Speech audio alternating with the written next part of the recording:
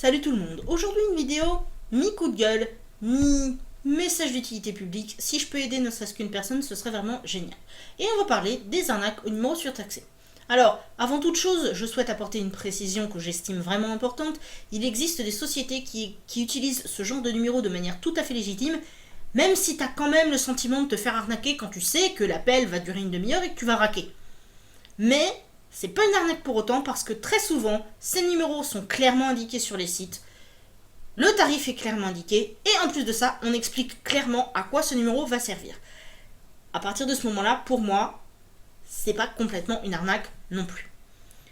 Mais là, on va se focaliser sur tous les autres enfoirés qui essayent d'abuser de votre crédulité par tout un tas de moyens.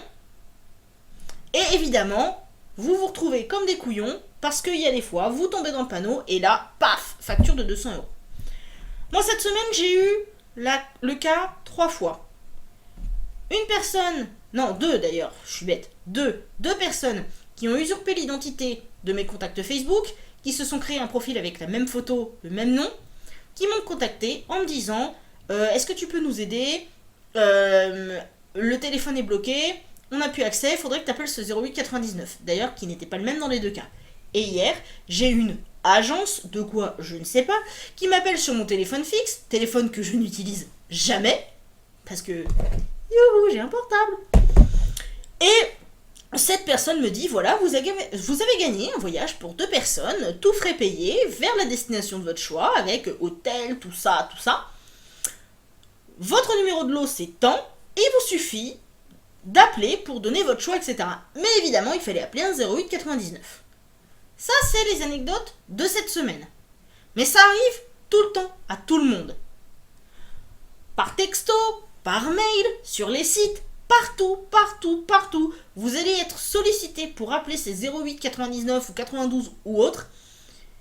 Et on va essayer de vous faire croire tout un tas de trucs pour vous inciter à appeler.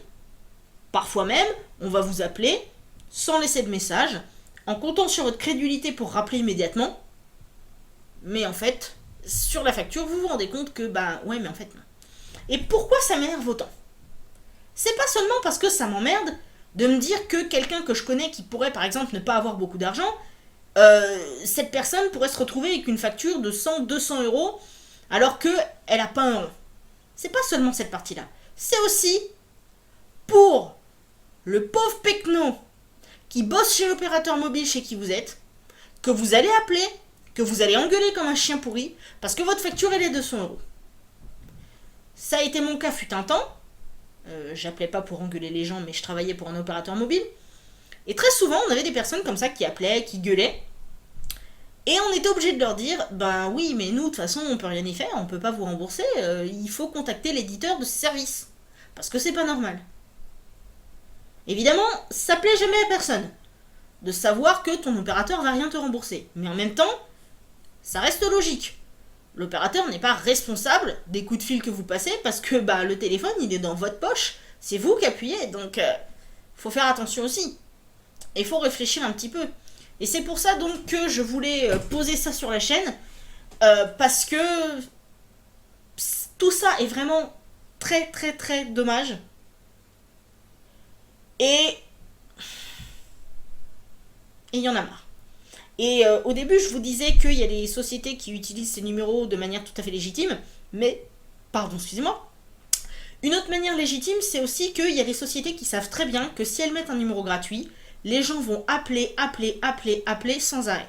Et c'est ce qui d'ailleurs se passait chez mon ancien employeur, puisqu'il y avait un numéro gratuit pour les abonnés, et les gens se foutent complètement de savoir que tu es en train d'essayer de les aider, ils vont rester le plus longtemps possible.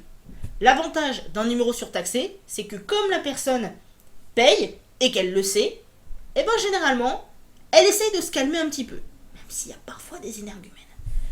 Enfin bref, j'espère que cette vidéo aura attiré votre attention. J'espère que vous pourrez au moins, si ce n'est pas pour vous, prévenir quelqu'un et faire en sorte que cette personne ne se fasse pas arnaquer.